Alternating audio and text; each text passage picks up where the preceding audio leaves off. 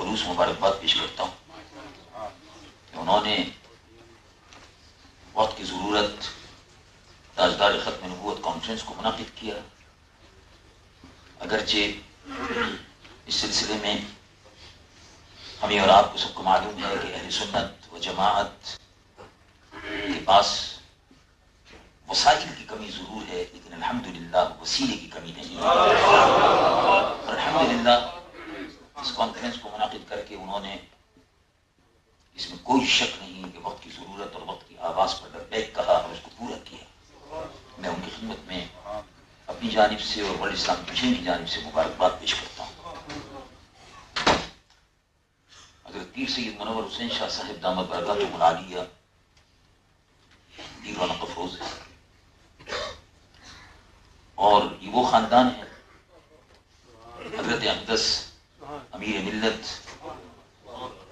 پیر سید جماعت علی شاہ صاحب محدث علی پوری نور اللہ مرقدہ. انہوں نے جہاں تحریک ختم نبوت میں مرزا غلام احمد قادیانی سے مقابلے کے لیے جو عظیم کردار ادا کیا، وہ تاریخ کا، اہل سنت کی تاریخ کا ایک حصہ ہے.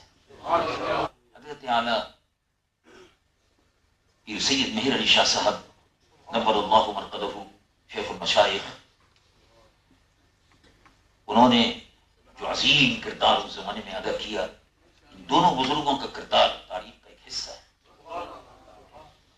اور پھر آپ جانتے ہیں کہ علمی روحانی جدوجہد جو اعلیٰ حضرت عظیم البرکت مجدد دین و ملت مولانا شاہ احمد رضا فاضل بریلوی، حضرت اعلیٰ گولڑوی، حضرت امیر ملت علی پوری، یہ تمام ہمارے اکابر مشائخ علماء، مشائخ طریقت اور علماء تھے جنہوں نے اہل سنت و جماعت کو منظم کرنے میں اور فتنہ قادیانیت کا مقابلہ کرنے میں بڑا اہم تاریخی کردار ادا کیا ہے. افسوس یہ ہے کہ ہم اس کو بھول گئے. سن 1973 میں اللہ تبارک و تعالیٰ نے یہ موقع عطا فرمایا کہ سن 1970 میں جمعیت علماء پاکستان پہلی مرتبہ سیاسی پلیٹ فارم سے اندر عمومی اسمبلی میں پہنچی. مخالفتیں بے شمار تھیں، اپنوں کی جانب سے مخالفتیں ہوتی ہیں. سب سے پہلے کہ نہیں یہ علماء کا سیاسی کام نہیں ہے، گھر بیٹھو. علماء کا یہ کام نہیں ہے، گھر بیٹھو. سیاست میں حصہ مت لو، گھر بیٹھو. بزرگ لوگ مشورے دیتے تھے، لیکن بہرحال ہم نے سیاسی طور پر، عملی طور پر سن 1970 کے انتخابات میں جمعیت علماء پاکستان نے حصہ دیا اور اس کے مقاصد تھے. جمعیت علماء پاکستان کا منشور بڑا مختصر ہے. دنیا بھر کی جتنی بھی جماعتیں ہوں ان کے منشور میں جو بھی ہے اپنی جگہ پر ہے، لیکن یہ سب سے مختصر منشور ہے. جمعیت علماء پاکستان کا منشور 2 لفظوں میں: مقام مصطفیٰ کا تحفظ، نظام مصطفیٰ کا نفاذ. یہ منشور. اب اس منشور سے کس کو اختلاف ہو سکتا ہے؟ اب اس منشور پر عمل کرنا تھا، اس منشور پر عمل کرنا تھا. میں حقائق کچھ آپ کے سامنے بیان کرنا چاہتا ہوں اور اہل سنت کو بتانا چاہتا ہوں کہ کن کن محاذوں پر آپ نے جنگ لڑی ہے اور ابھی لڑنے کی ضرورت ہے. اور اس سلسلے میں قیادت کے انتخاب کے سلسلے میں آپ کو بڑی پرتگاری کا مظاہرہ کرنا ہوگا اور بڑے احتیاط کے ساتھ اس دور میں چلنا ہوگا. اور ہم آنے والی صدی جو ہے اس کو اسلام کی صدی کیسے بنا سکتے ہیں؟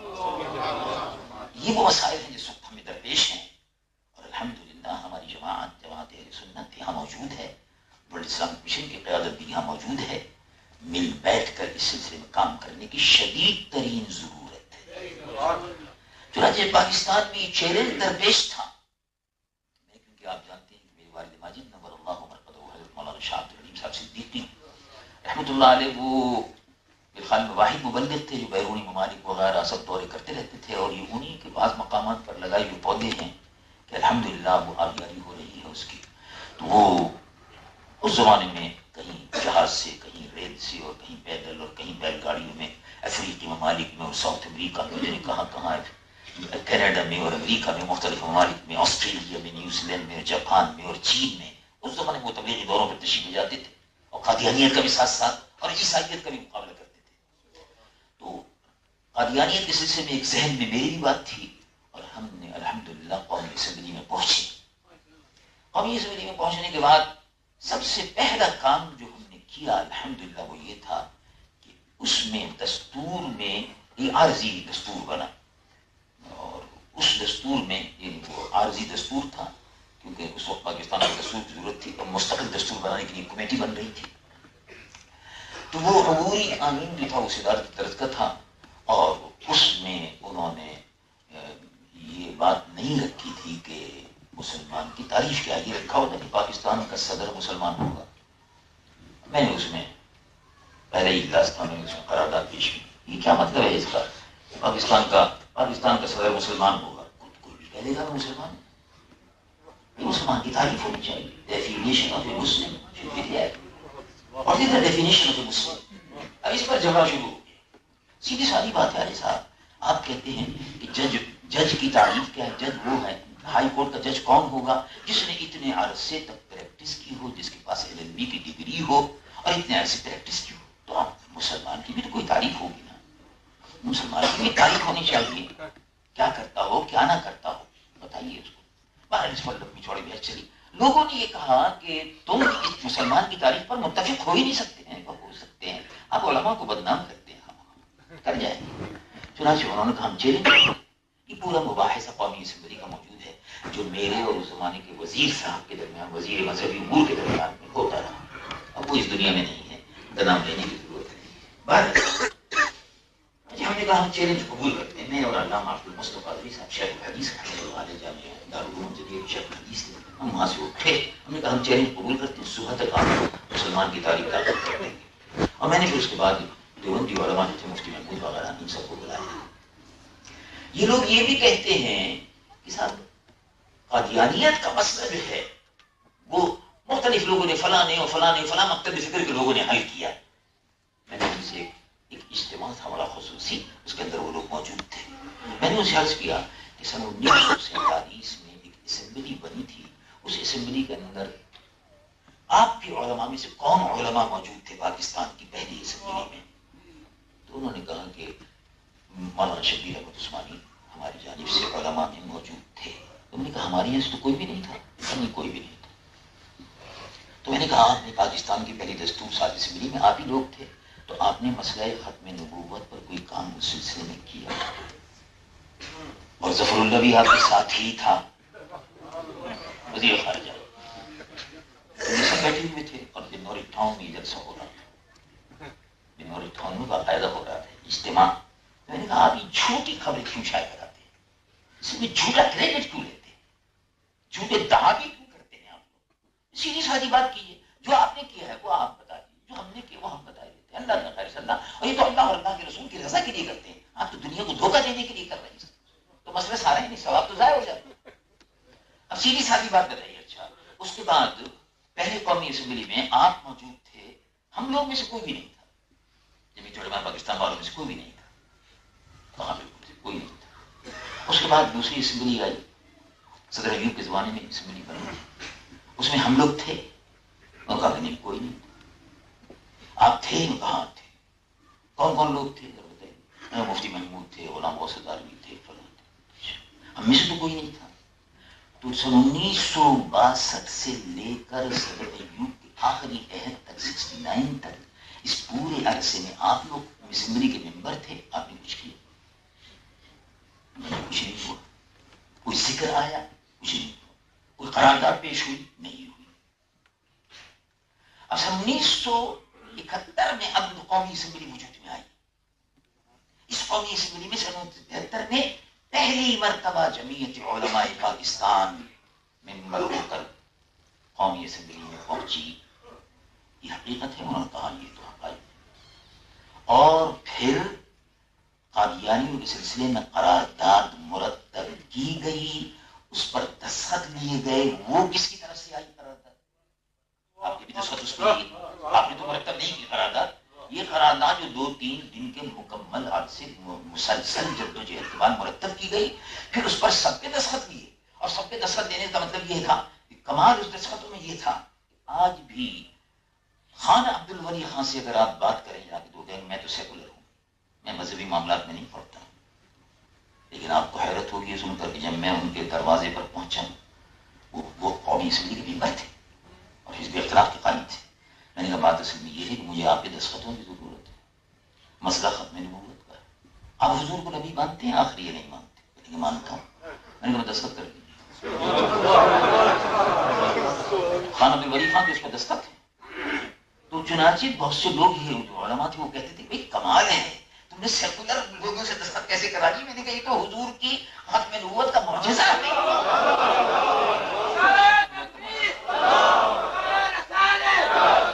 الحمدللہ 2-3 روز کی جدوجہد کے بعد میں آخر میں 1973 میں قرارداد میں پیش کی.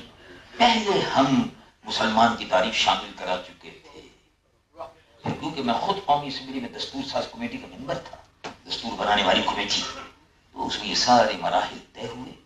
اور الحمدللہ قادیانیوں کے سلسلے میں جب قرارداد میں نے پیش کی تو انہوں نے اسپیکر قومی اسمبلی نے اس کو پڑھ کے سنایا کہ مولانا شاہ احمد درانی صاحب نے قرارداد پیش کی اور یہ کہتے ہیں کہ قادیانیوں کو غیر مسلم اقلیت قرار دیا جائے. بڑا اہم مسئلہ ہے.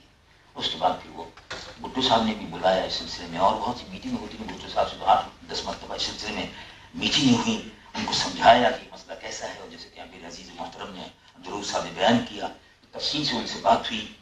پچھلی بار ریزولوشن پیش کیا تھا اور اس میں نے سب کے دستخط کرا لیے تھے، پابند سب کو بنا لیا تھا پہلے. تو الحمدللہ پیپلز پارٹی نے بھی مخالفت کی اور آخری دنوں میں انہوں نے پھر مجھ سے خود یہ کہا بھٹو صاحب نے کہ میں آپ کی اس قرارداد کی تائید خود کروں گا کھڑے ہو کر. الحمدللہ اس میں کوئی شک نہیں، جو وعدہ انہوں نے کیا تھا ہم سے وہ پورا کیا. یہ میں نے اس کو بارہا بیان کیا اور شاید یہی مسئلہ ان کی نجات کا سبب بن جائے. اس میں کوئی شک نہیں. چنانچہ انہوں نے کھڑے ہو کر قومی اسمبلی میں کہا کہ مولانا نے شاہ احمد درانی جو اس سے بھی وروجات ہے، مولانا نے جو قرارداد پیش کی میں اس کی تائید کرتا ہوں، اپنی پارٹی کی طرف سے بھی تائید کرتا ہوں. ان کو غیر مسلم اقلیت قرار دیں گے ہم، اور جو مطالبات اس سے مولانا نے کیے ہیں اس کو منظور کرتے ہیں. پھر وہ ساری چیزیں در پیش تھی. قرارداد الحمدللہ اس قرارداد کے پیش کرنے کا شرف حاصل ہوا. اس میں جب قرارداد کے متعلق یہ بات آ گئی اخبارات میں کہ قرارداد کل 30 جون کو قرارداد پیش ہوئی، 31 جون کے اخبارات میں مولانا شاہ احمد درانی صاحب نے قرارداد پیش کر دی، قادیانی و غیر مسلم اقلیت قرار دی جائے اور حکومت سے مطالبہ کیا ہے اور قومی اسمبلی کا اجلاس اس سلسلے میں طلب کر لیا. کیونکہ بجٹ اجلاس ختم ہونے سے پہلے میں نے پیش کر دی تاکہ اسمبلی کا اجلاس ختم نہ ہو. وہ چلتا رہا. اس کو مرزا غلام احمد قادیانی کا جو پوتا ہے ناصر، اس نے ٹیلی گرام دیا قومی اسمبلی کے اسپیکر کو. میں تو قرارداد پیش کر کے چلا گیا تھا. 1 دن کا وقفہ تھا، اگلے دن بحث شروع ہونی تھی. محرک جو قرارداد کا ہوتا ہے اس کو 1 گھنٹہ ملتا ہے، کبھی 8 گھنٹہ کبھی 1 گھنٹہ، کہ وہ اپنی قرارداد پر بحث کرے. پھر اس کی تائید میں لوگ بولنا شروع ہو جاتے ہیں، مخالفت میں جو بھی ہو. تو میرا حق تھا برل. اسپیکر نے مجھ کو ٹیلی فون کیا اور کہا کہ میں بڑے اہم مسائل پر آپ سے بات کرنی ہے مجھ کو، اور وہ 2-3 ٹیلی گرام آئے ہیں، ٹیلی فون آئے ہیں، آپ میرے پاس جب اسمبلی میں آئے تو چیمبر میں ملے مجھ سے. میں گیا. انہوں نے کہا کہ مرزا ناصر احمد یہ کہتے ہیں کہ جب شاہ احمد درانی نے قرارداد پیش کی ہے تو ہم کو بحث کا موقع ملنا چاہیے، ہم کو اس بات کا موقع ملنا چاہیے کہ ہم یہ ثابت کر سکیں کہ جو کچھ انہوں نے کہا ہے وہ غلط ہے. تو آپ کیا کہتے ہیں ان کو موقع ملنا چاہیے؟ میں نے کہا بالکل ملنا چاہیے. ہم چاہتے ہیں کہ وہ آئیں. وہ تو چھپتے پھرتے ہیں، ہم تو چاہتے ہیں کہ وہ آئے. لیکن پھر تو یہ مناظرے کی شکل ہو جائے گی. میں نے کہا وہ یہی چاہتے ہیں تو ایسے ہی کر لیں. اور یا پھر یہ کہ وہ اپنا بیان دینا چاہتے ہیں، ہم قومی اسمبلی کے ممبروں کو مطمئن کرنا چاہتے ہیں. تو پارلیمنٹ کا سیشن یعنی قومی اسمبلی کا سیشن ان کیمرہ ہوگا. چنانچہ ان کیمرہ یعنی مطلب یہ ہے کہ غیر متعلق لوگ نہ آنے پائیں، صرف ممبران قومی اسمبلی کے مسئلے کو طے کریں گی. پارلیمنٹ ان کیمرہ میں نے کہا فلاں سیکشن کے تحت آپ بلا سکتے ہیں، بلائیے اس کو بھی بلائیے. اور میں نے کہا ابھی تو اس کا آیا ہے، وہ لاہوری جو ہے ان کا بھی آئے گا. ہمارا یہ خود ستائی نہیں، ریزولوشن پیش ہو گیا اور اس کے گواہ میں نے کسی سے ذکر نہیں کیا تھا، لیکن مولانا نیازی صاحب اس کے گواہ ہیں اور وہ خود بھی، اور اسی طرح سے اور بہت سے لوگ اس کے گواہ ہیں. صوفی اعجاز صاحب نیازی 8-10 لوگ اس کے گواہ ہیں. حکومت پاکستان کے ایک سیکرٹری جو ہیں انہوں نے مجھے ٹیلی فون کیا، وہ میرے جاننے والے ہیں، وہ کراچی کے تھے. انہوں نے ہی دوسرے لوگوں سے بیان کیا، میں نے کسی سے ذکر نہیں کیا تھا، مجھ سے ذکر کیا. کہا میرے مکان پر آپ تشریف لائیں تو بہت دن ہو گئے کھانا وانا نہیں کھایا، فرصت ہے آپ کو آج کل کسی کو؟ میں نے کہا کل آ جائیں گے انشاءاللہ، آج تو موقع نہیں ہے، کل آ جاؤں گا۔ چنانچہ کھانے کے لیے میں پہنچ گیا، وہاں 2-3 آدمی بیٹھے ہوئے تھے اور بریف کیس بھی تھا۔ انہوں نے کہا یہ لوگ آئے ہیں مرزا غلام احمد قادیانی کے سلسلے میں، یہ کہتے ہیں کہ ان کا نام اس سلسلے میں کہ مرزا غلام احمد کے ماننے والوں کو یہ نکال دیا جائے، غلام احمد قادیانی کا نام نکال دیا جائے، کانسٹیٹیوشن میں یہ نام آ رہا ہے۔ اور کیا چاہتے ہیں؟ میں نے کہا بس وہ یہ ہے، اور یہ جو لاہوری گروپ ہے اس کا بھی نکال دیجیے آپ۔ تو ایک درمیانے قسم کا رکھیے جو لوگ عقیدہ ختم نبوت سے منکر وغیرہ۔ تو میں نے کہا بات اصل میں یہ ہے کہ وہ بریف کیس موجود ہے، اس میں اتنا لاکھ روپیہ موجود ہے، 50 لاکھ ہے کتنا۔ تو میں نے کہا بات اصل میں یہ ہے کہ وہ بہت زیادہ قیمت مل چکی ہے۔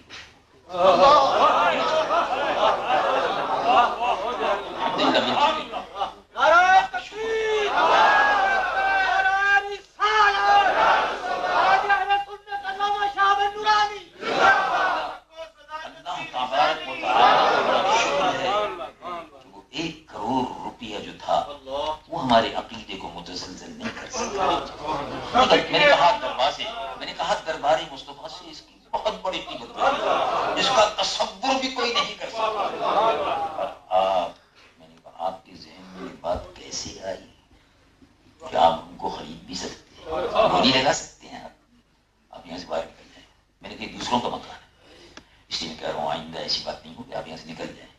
اگر آپ میرے مکان میں ہوتے تو پھر میں دوسری طرح سے نکلتا۔ اور ان سے سیکرٹری صاحب سے میں نے کہا ایسے لوگوں کو آپ نے اپنی یہاں کیوں آنے دیا؟ ہماری آپ سے ملاقات محبت ہے، وہ اپنی جگہ پر ہے، لیکن ظاہر ہے ایسا نہیں ہونا چاہیے تھا۔ بہرحال قادیانی اس سلسلے میں بڑی کوششیں کرتے رہے، ادھر پیسہ خرچ کرو ادھر پیسہ خرچ کرو، قرارداد نہ آنے پائے، لیکن بہرحال ہم نے کہا کہ نہیں، مرزا ناصر جو ہے وہ اس سے بحث ضرور ہوگی۔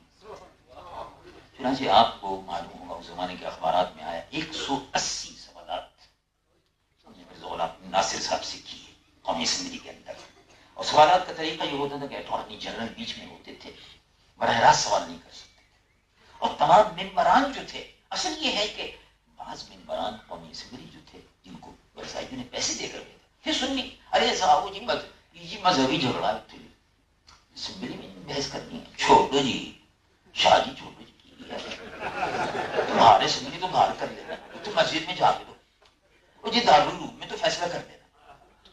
میں نے کہا یہ دارالعلوم کے فیصلے ہو چکے، مسجد میں بھی فیصلے ہو چکے، اب قومی اسمبلی کا فیصلہ باقی ہے، یہاں ہوگا۔ تو الحمدللہ 2 مہینے تک مسلسل یہ بحث قومی اسمبلی میں چلتی رہی۔ آخری دن اب سوال و جواب کی نشست کی 5واں دن تھا، مرزا ناصر احمد سے سوالات ہو رہے تھے۔ میں نے اٹارنی جنرل کو سوال دیا رات کو، تقریباً 2-3 بجے تک۔ وہ اٹارنی جنرل یحییٰ بختیار ہیں، ابھی زندہ ہیں، اللہ تعالیٰ ان کی عمر میں برکت دے۔ انہوں نے دن رات، وہ ظاہر پیپل پارٹی کے لوگوں میں سے تھے، لیکن اس میں کوئی شک نہیں کہ ایک مسلمان کی حیثیت سے انہوں نے کردار ادا کیا۔ رات کے 2 بجے تک وہ بیٹھے رہتے تھے، 3 بجے 4 بجے صبح، اور پھر صبح 9 بجے اجلاس شروع ہو جاتا تھا۔ وہ ہمارے ساتھ ہیں، بڑی محنت انہوں نے کی، میں سمجھتا ہوں ہم سے زیادہ انہوں نے کی۔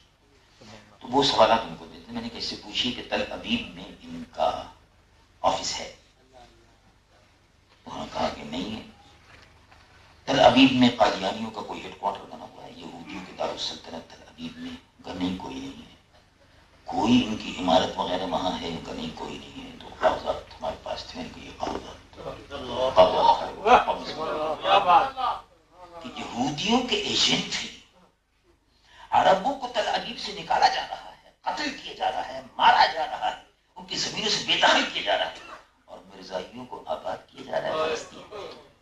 یہودی قادیانی ایک ہے، اس پر بھی لاجواب ہوئے۔ پھر مرزائیت ایک مسئلہ اور آیا، انہوں نے کہا کہ آپ جو بحث کر رہے ہیں کہ قادی کوئی نبی تشریعی نہیں، زندی نہیں، فلاں نہیں، فلاں نہیں، مولوی محمد قاسم نانوتوی بانی دارالعلوم دیوبند نے لکھا، بانی دارالعلوم کی، اس سے سوال کیا کہ ان علماء سے آپ پوچھیے، وہ بڑھ بڑھ کے سوالات ہمارے آ رہے تھے، ان علماء سے آپ پوچھیے۔ محمد قاسم نانوتوی صاحب نے تہذیب الناس میں لکھا کہ اگر حضور مغفور صلی اللہ علیہ وسلم کے بعد کوئی نبی آ جاتا ہے، حضور کی خاتمیت میں کوئی فرق نہیں آتا، اگر مگر۔ تو میں نے کہا یہ جواب یہ دیں گے ہمارے ذمہ، یہ ہمارے ذمہ، ہم ان کا دفاع نہیں، بیٹھے بیٹھے ہوئے ہیں، مفتی محمود صاحب ان سے پوچھیے، مولانا غوث ہزاروی صاحب بیٹھے ہوئے ہیں، ان سے پوچھیے، عبدالحکیم صاحب بیٹھے ہوئے ہیں، یہ تین بیٹھے ہوئے ہیں، یہ بتائیں گے کہ اس عبارت کا مفہوم کیا ہے. ہمارے متعلق کوئی ایسی بات نہیں ہے. الحمدللہ اہل سنت و جماعت کا جو عقیدہ ہے وہ نکھار کر سامنے ہے. اور اب بحث ختم ہو رہی تھی، آخری مرحلے پر تھی. قومی زندگی کی جو چھت ہے، اللہ اللہ کیا معجزہ ہے حضور، قربان یا رسول اللہ. قومی زندگی کے ممبر اس کے گواہ ہیں. عجیب و غریب بات تھی، جب آخری سوال ختم ہوا، مرزا غلام احمد مرزا ناصر چپ ہوا، اور ابھی ایک اور ممبر تھے بھی پارٹی کی طرف سے، انہوں نے بھی کوئی سوال کرنا تھا، وہ رہ گیا تھا، تو انہوں نے کہا کہ ابھی بات کرتے ہیں. وہ ذرا اپنا منہ صاف کر رہا تھا، پسینے وغیرہ اس کو آ رہے تھے، کہ اتنے میں جس چھت کے نیچے وہ بیٹھا ہوا، سامنے بیٹھا ہوا تھا، ہم لوگ ممبر قومی اسمبلی کی اس طرح بیٹھے ہوئے تھے، سامنے وہ بیٹھا ہوا تھا، اس کے بعد اسپیکر بیٹھے ہوئے تھے. جس جگہ وہ بیٹھا ہوا تھا چھت بالکل بند، چھت بالکل بند، اسی چھت بند ہے. اس بند چھت میں سے کوئی چیز گرنی شروع ہوئی، جو اس کے صافے پر، ناصر کے صافے پر اور چہرے پر گری، اور اس نے کہا mister speaker I am disturb. Mister speaker, پیچھے اسپیکر بیٹھے تھے نا اس کے، ان کا اسپیکر صاحب پریشان ہو گئے، کیا ہو گیا؟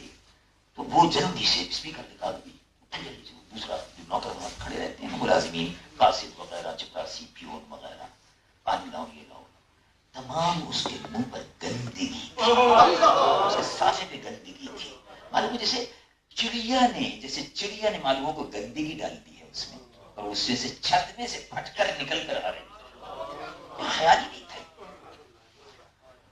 کچھ لوگ اٹھے اور انہوں نے کہا کہ اس کا منہ ہم سب کے سامنے کالا ہو. وہ چڑیا کی، جانور کی گندگی اور غلاظت تھی جو مرزا ناصر کے چہرے پر پڑ رہی تھی. بس یہی آخری فتح تھی، اور اس کے بعد اسمبلی کا اجلاس جو طور پر برخاست ہو گیا. ممبران نے اکثر یہ فیصلہ کیا کہ قادیانی کو غیر مسلم اقلیت قرار دیا جائے. بھٹو صاحب نے اس فیصلے کو تسلیم کیا، اور اس کے بعد اعلان ہو گیا. اور الحمدللہ یہ بہت بڑی تاریخی کامیابی تھی، اس لیے کہ قادیانی پاکستان کے نام پر باہر جاتے تھے. ہم پاکستان سے آئے ہیں اور پاکستان میں ہم ہیں، تو لوگ یہ سمجھتے تھے کہ پاکستان، جو کچھ پاکستان سے آ رہا ہے وہ ٹھیک ہے، جو عقیدہ وہاں سے پھیلایا جا رہا ہے وہ صحیح ہے. لیکن الحمدللہ قادیانی کو غیر مسلم اقلیت قرار دینے کے بعد یہ سلسلہ سب بند ہو گیا. اور اللہ تبارک و تعالیٰ کا شکر ہے کہ افریقہ کی سرزمین پر بے شمار مسجدیں تھیں، بے شمار دفاتر تھے ان کے قادیانیوں کے، وہ سب بند ہو گئے. اور مسلمانوں کو پتہ چل گیا کہ یہ غیر مسلم اقلیت ہے. اب یہ مسئلہ تو اپنی جگہ پر ہو گیا، اس میں کوئی شک نہیں کہ یہ مسلمانوں کا ایک اجتماعی عقیدہ ہے، بنیادی عقیدہ ہے. اور جیسا کہ آپ نے بھی سنا کہ حضرت سیدنا ابوبکر صدیق رضی اللہ عنہ وارضاہ کو مختلف چیلنج درپیش تھے. مدینہ منورہ میں یہودیوں کا چیلنج درپیش تھا، مدینہ منورہ میں یہودی تھے، مانے کی زکات کا چیلنج درپیش تھا، جس کے بھی حضرت شاہ صاحب نے ارشاد فرمایا، صدر محترم نے ارشاد فرمایا. عیسائیوں کا چیلنج درپیش تھا، اور ایران کے آتش پرستوں کا چیلنج بھی درپیش تھا. دنیا کی دو سپر پاور، بیزنٹائن امپائر اس زمانے میں تھی، اور پرشین امپائر، ایرانیوں کی سلطنت اور عیسائیوں کی سلطنت، یہ دو سلطنتیں جو ہیں ان کا چیلنج بھی تھا. لیکن ابو بکر صدیق رضی اللہ عنہ نے فرمایا کہ میں عقیدہ ختم نبوت کا تحفظ کروں گا. اور یہ جو جنگ لڑی گئی ہے یمامہ کی، یہ وہ عظیم الشان جنگ تھی کہ جس میں 1000 سے زائد حافظ قرآن صحابہ نے حصہ لیا. 1000 سے زائد، تقریباً 20,000 کے قریب کچھ صحابہ کی مجموعی قوت تھی، جس میں زید بن خطاب اور تمام بڑے بڑے جلیل قدر صحابہ، اور خالد بن ولید رضی اللہ عنہ وارضاہ شام کی طرف تھے. تو ابو بکر صدیق رضی اللہ عنہ وارضاہ نے خاص طور سے ان کو کہا کہ تم شام کے محاذ کو چھوڑ کر فوراً پہنچو. مسلمانوں کی اجتماعی قوت ابو بکر صدیق رضی اللہ عنہ وارضاہ نے وہاں لگا دی. کس فداکاری سے جذبہ تھا مسلمانوں کا. سالار کے لشکر کے سپہ سالار نے کہا کہ جاؤ مسیلمہ کذاب سے جا کے بات کرو، پہلے اس کو دعوت دو، اسلام قبول کر دو۔ مسیلمہ کذاب وہ اس کے پاس گئے، انہوں نے کہا کہ حضور پر نور صلی اللہ علیہ وسلم اللہ کے آخری نبی ہے، اور یہ تم نے ڈھونگ رچایا ہے، غلط کیا۔ کہا وہ تو آخری نبی تھے، وہ تو چلے گئے، وہ تو دنیا میں نہیں ہے، تو نبوت جو ہے اب وہ میرے حصے میں آ گئی۔ پہلے آدھی آدھی ہم نے تقسیم کر رکھی تھی، اس خبیث نے یہ کہا پہلے آدھی آدھی تقسیم کر دیتے، نصف لی و نصف لک، نبوت آدھی آدھی تقسیم ہو گئی۔ اور جزیرۃ العربیہ نصف لی و نصف لک، جزیرۃ العربیہ کے اس حصے میں میں ہوں اور اس حصے میں تم رہو۔ حضور پر نور صلی اللہ علیہ وسلم کے لیے وہ کہتا تھا۔ مسیلمہ کذاب سے انہوں نے جب اجازت کہا تو انہوں نے کہا تم بڑے گستاخ ہو، تم مجھ کو کہتے ہو کہ پڑھو لا الہ الا اللہ، رسول اللہ تو پڑھتے ہیں معاذ اللہ۔ تو حضور پر نور صلی اللہ علیہ وسلم نے فرمایا، حضور پر نور صلی اللہ علیہ وسلم کلمہ ہے محمد رسول اللہ، وہ اللہ کے رسول ہیں، وہ ہیں، تھے نہیں ہیں۔ تم بھی ایمان لاؤ ورنہ بھی جنگ شروع ہو جائے گی۔ کہا کہ نہیں، تم میری نبوت پر ایمان لاؤ۔ کہ یہ تو ہو ہی نہیں سکتا، کہ یہ تو ہو ہی نہیں سکتا۔ کہ تمہیں معلوم ہے کڑھائی ہے، یہ کھول رہا ہے تیرے اس میں تم کو اس میں ڈال دوں گا، کوئی فرق نہیں پڑتا۔ ہم تو رسول اللہ کے دیوانے ہیں، حضور کے مستانے ہیں، ختم نبوت کے پروانے ہیں، اللہ کے محبوب پر اپنی جانوں کو نثار کرتے ہیں، اور یہ عقیدہ ہے۔ رب العالمین جل جلالہ امر والارشاد فرماتا ہے ما کان محمد ابا احد من رجالکم ولكن رسول اللہ، مردوں میں سے کسی مرد کے باپ نہیں ہے، اللہ کے رسول، ولكن رسول اللہ وخاتم النبیین، خاتم الانبیاء والمرسلین، ان کے بعد کوئی نبی نہیں ہے، میرا یہی عقیدہ ہے۔ وہ صحابی فرماتے ہیں مسیلمہ کذاب کے سامنے، میرا یہی عقیدہ ہے، میرے ساتھیوں کا یہی عقیدہ ہے، اور امت اسلام کا یہی عقیدہ ہے۔ اس عقیدے پر کٹ مرنا ہے، یہ زندگی کا مشن ہے، اس کا تحفظ کرنا ہے، یہ میرا مشن ہے۔ اچھا میں تم کو بھی کڑھائی میں ڈال دیتا ہوں، جل کر خاک ہو جاؤ، کوئی بات نہیں، وہ تمہاری کوئی آرزو ہے۔ اسے اشارہ کیا اپنے آدمی کو، پکڑ لیا اس کو، صحابی رضی اللہ عنہ کو پکڑ لیا، اور پکڑ کے ان کو ڈال دو اس کو کڑھائی میں۔ جب ڈال رہے تھے تو انہوں نے کہا بات اصل میں یہ ہے، تمہاری کوئی آرزو ہے؟ ان کا بس صرف ایک، جب میرا جسم جل جائے، جب یہ خاک ہو جائے، یہ خاک کو مدینے کے رستے پہ ڈال دو۔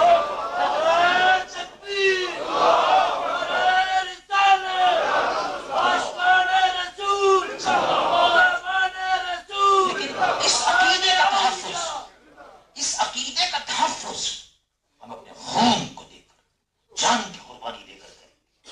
اللہ کے محبوب خاتم الانبیاء والمرسلین، ان کے بعد کوئی نبی نہیں، نبی ان سے پہلے جو تھے پہلے تھے، اب کوئی نبی نہیں۔ باب نبوت بھی بند ہے اور باب وحی بھی بند ہے۔ یہی ہوا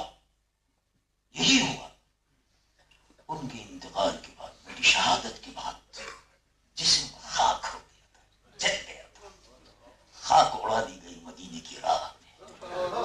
صحابی رضی اللہ عنہ کا ارشاد بھی یہی تھا، اور بے شمار صحابہ تھے جو بڑھ بڑھ کر قربانیاں دے رہے تھے۔ 700 حافظ قرآن، جیسے طبری نے لکھا، 700 حافظ قرآن صحابہ اس دن اس مارکے میں شہید۔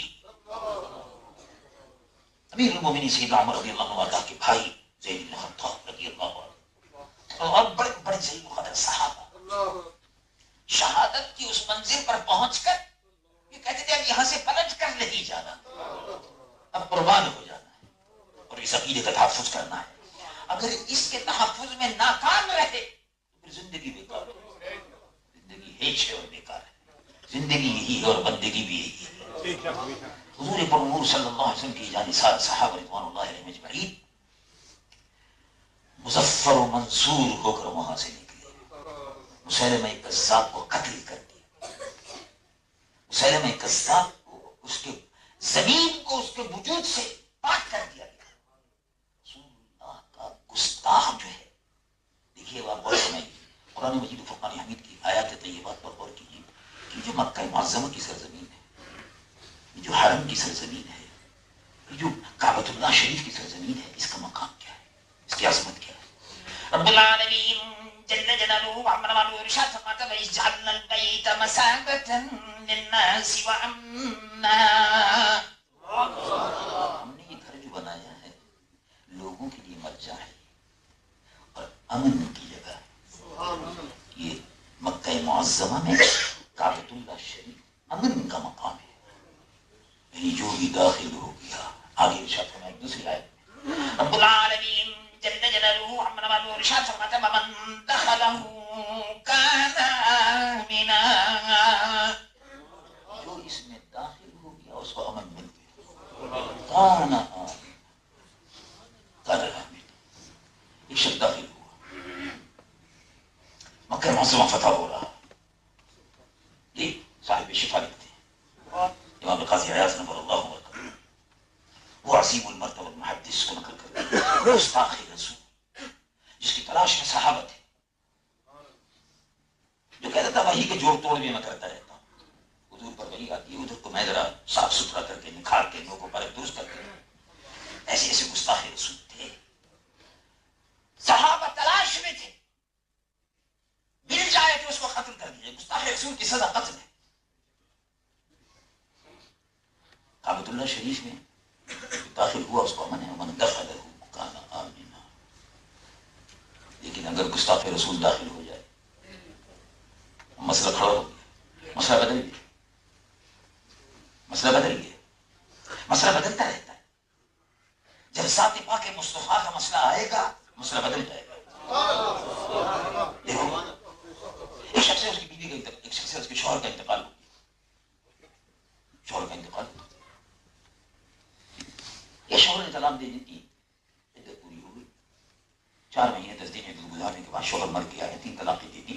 ایک دن عدت گزر گئی. اب وہ آزاد ہے، جس سے چاہے نکاح کر لو. یہ مسئلہ ہے جس عالم سے آپ چاہے پوچھیں. کوئی اختلافی مسئلہ نہیں ہے. یہ جس عورت کا شوہر مر گیا یا مطلقہ ہے، عدت پوری کر لے، شادی کر لے، آزاد ہے. لیکن جب ذات پاک مصطفیٰ کی بات آئے گی مسئلہ بدل گیا. رب العالمین جل جلالہ عمر والو ارشاد فرماتا ہے وَلَا أَن تَنْكِحُوا أَزْوَاجَهُ مِن بَعْدِهِ أَبَدًا إِنَّ ذَلِكُمْ كَانَ عِندَ اللَّهِ عَظِيمًا. رسول اللہ صلی اللہ علیہ وسلم، تم یہ دیکھو کہ حضور اس دنیا میں تشریف فرما نہیں ہے تو خبردار ان کی بیوی سے نکاح کا تصور بھی مت کرنا. اس لیے کہ جس کا شوہر موجود ہو اس سے نکاح نہیں ہوتا. نہیں ہوتا. جس کا شوہر موجود ہو نکاح نہیں ہوتا.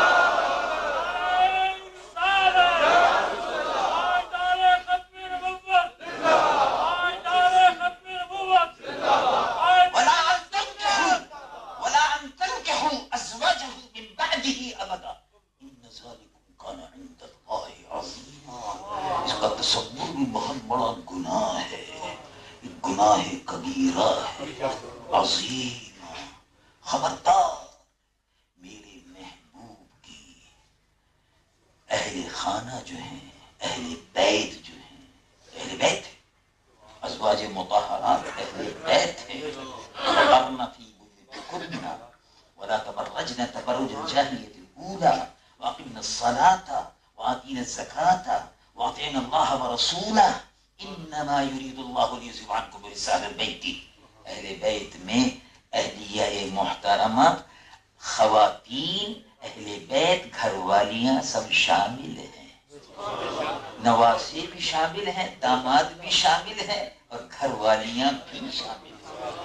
باہر نہیں ہیں، آیات کا سیاق و سباق بالکل واضح ہے۔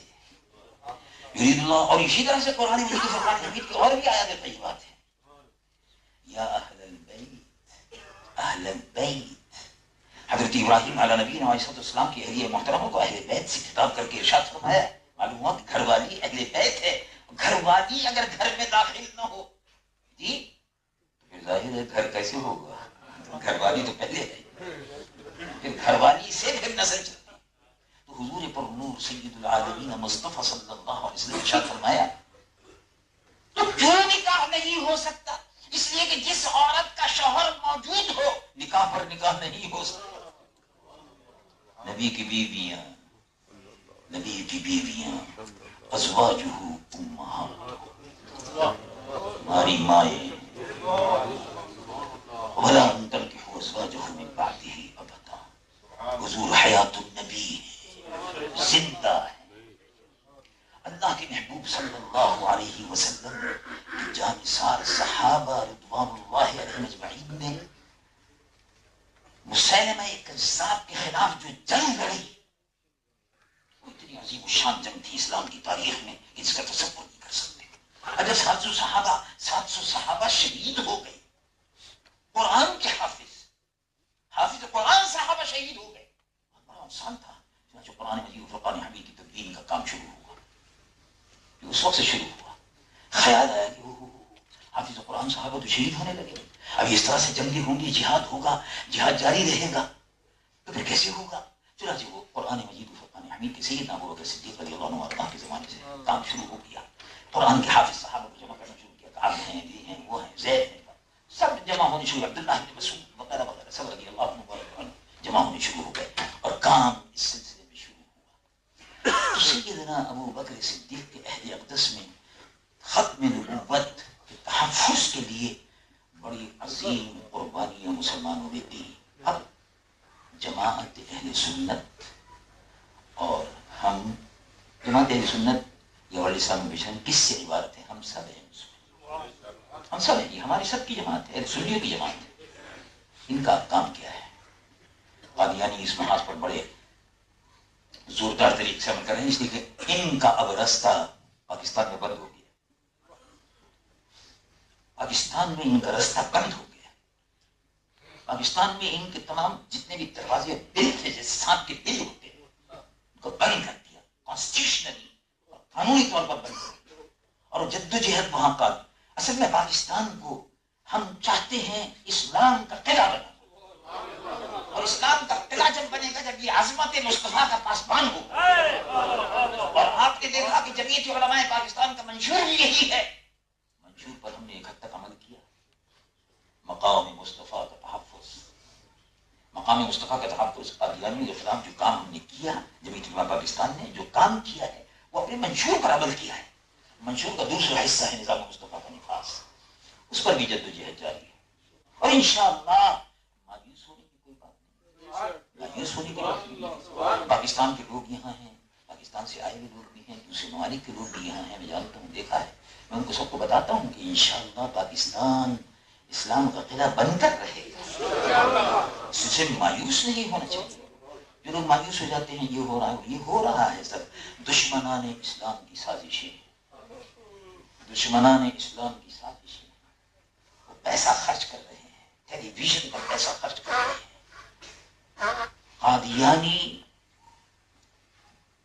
کینیڈا میں، قادیانی امریکہ میں، قادیانی لندن میں، قادیانی فرانس میں، جرمنی میں، ان ممالک کو میں جانتا ہوں کہ قادیانی ایئرپورٹ پہ اترتا ہے اور وہ کہتا ہے میں قادیانی ہوں، فوراً پولیٹیکل اسائلم، سیاسی پناہ، اس کے تمام جتنے بھی تحفظات اور اس کے تقاضے ہیں وہ سب اس کے خدمت میں پیش کر دیے جاتے ہیں۔ اس کی وجہ کیا ہے؟ اس کی وجہ یہ ہے کہ مرزا غلام احمد قادیانی نے خود کہا تھا میں تو ملکہ معظمہ، حضور ملکہ معظمہ، میں تو آپ کا خود کاشتہ پودا ہوں۔ یہ تو تحریر ہے، یہ عبارت موجود ہے مرزا غلام احمد قادیانی کی کہ ملکہ معظمہ، میں تو آپ کا خود کاشتہ پودا ہوں۔ مطلب عرض کرنے کا یہ ہے کہ تو انگریز کا خود کاشتہ پودا ہے، یہ تو امریکن اور استعمار استعماری قوتیں صلیبی قوتوں کا یہ خود کاشتہ پودا ہے. یہ مرزا غلام احمد قادیانی تمام سہولتیں ان کو دی جا رہی ہیں. ایسے میں کرنا کیا ہے؟ سال میں ایک مرتبہ ختم نبوت کانفرنس کر لو. یہ کام نہیں بنے گا. ایسے کام نہیں بنے گا. وہ بڑے سائنٹیفک انداز میں بڑے سائنٹیفک طریقے سے آ رہے ہیں. اللہ تبارک و تعالیٰ کا بڑا شکر ہے. میں پاکستان میں رہتا ہوں اور الحمدللہ اس زمانے میں جب قومی اسمبلی میں ریزولوشن پیش کیا تو لوگ موجود ہیں, گواہ اس بات کو لوگ جانتے ہیں. میں الحمدللہ آرام سے اپنا پیدل جاتا تھا اور پیدل آتا تھا اور اس پر بحث ہو رہی تھی. 2 مہینے لوگوں نے مجھ سے کہا کہ ماریں گے تم کو, تمہاری فکر میں بہت پھر رہے ہیں. میں نے کہا وہ موت ساتھ ساتھ ہے, جب تک وقت نہیں آئے گا آنے نہیں دے گی کسی کو, ساتھ ساتھ. اس کی میں نے کہا آپ فکر نہ کریں. ان کے پاس بے پناہ ہو گیا ہے. یہ حسن بن صبا جو ٹیکنیک ہے اس پر عمل کرتے ہیں. حسن بن صبا کی تاریخ آپ نے پڑھی ہوگی. فرقہ باطنیہ, لڑکیاں, حشیش وغیرہ وغیرہ, یہ سارے کام رکھتے تھے. ان کے پاس بھی لڑکیوں کے گروہ, خوبصورت حسین لڑکیاں ہیں, نوجوانوں کے لیے تلاش پھرتی ہیں. ان کے پاس بے پناہ پیسہ ہے جو ان کو ملا ہوا ہے اپنے آقاؤں سے اور تجارت میں. اور جو لوگ کام کر رہے ہیں ان کے مرزا قادیانی 10% وہ اپنی آمدنی کا اپنے فنڈ میں پہنچا دیتے ہیں. یہ آج جو آپ دیکھ رہے ہیں سیٹلائٹ, اور سیٹلائٹ کے ذریعے سے ان کی اشاعت ہو رہی ہے مرزائیت کی اور قادیانیت کی, کیا اس کا مقابلہ کرنے کی ضرورت نہیں ہے؟ آپ کی کانفرنس کچھ نہیں ہے اس کے مقابلے. میں یہ تجویز کرتا ہوں کہ صدر محترم بھی یہاں تشریف رکھتے ہیں, حضرت علامہ قمر الزمان اعظمی صاحب ہیں, مولانا شاہد صاحب ہیں, حضرت پیر سید منور حسین شاہ صاحب قبلہ ہیں. یہ ان کے بزرگوں کے اور ان کے اسلاف کی دی ہوئی وہ گائیڈ لائن ہے, وہ رہنمائی ہے جس پر ہم عمل کر رہے ہیں. یہ ایک کمیٹی تشکیل دی جائے, ایک ٹرسٹ بنایا جائے, اور آگے چل کر اتنا سرمایہ ہمارے پاس بھی ہو کہ ہم بھی ایک چینل خرید کر سیٹلائٹ سے مقابلہ کریں. جو حرب وہ اختیار کرتے ہیں ہم ایک ٹرسٹ بنا سکتے ہیں. ہم ایک ٹرسٹ بنا کر ٹرسٹ تشکیل دے کر, اور اس سلسلے میں جماعت اہل سنت اور بڑی سب مشن دونوں برابر تنظیمیں, مسئلہ ایک ہے, عقیدہ ایک ہے, اور انشاءاللہ ساتھ مل کر کام کرتے رہیں گے. اللہ تعالیٰ نظر بد سے بچائے, آمین. کبھی اپنوں کی بھی نظر لگتی ہے اور کبھی غیروں کی بھی نظر لگتی ہے, سب سے بچائے. تو اس طرح سے مل کر کام کرنا ہوگا, اور ان کی جو جس طرح سے وہ حملہ آور ہو رہے ہیں عقائد اہل سنت پر, ٹھوس کام کرنا ہوگا. جو تجویز اعظمی صاحب نے دی ہے کہ نصاب تعلیم ہماری جو مساجد ہیں ان میں ابھی سے ہمیں اپنے بچوں کو تحفظ کے لیے ان کے دماغ, ان کے ذہن اور ان کے فکر کی تربیت کے لیے انتظامات ابھی سے کرنے ہوں گے. اور اس سلسلے میں جو بھی اقدامات کیے جائیں گے, میں اپنی جانب سے اور ورلڈ اسلامک مشن کی جانب سے آپ اپنا مکمل طور پر انشاءاللہ جو بھی خدمت ہوگی یہ ہمارے لیے باعث سرمایہ ہوگی, سرمایہ حیات ہوگی. حضور پرنور سید العالمین مصطفیٰ صلی اللہ تعالی علیہ وسلم کے عقیدے ختم نبوت کے تحفظ کے لیے, ذات پاک مصطفیٰ صلی اللہ علیہ وسلم کے تاج تخت ختم نبوت کے تحفظ کے لیے جس قربانی کی ضرورت ہوگی انشاءاللہ العزیز ہم حاضر ہیں. اللہ تبارک و تعالی قبول فرمائے.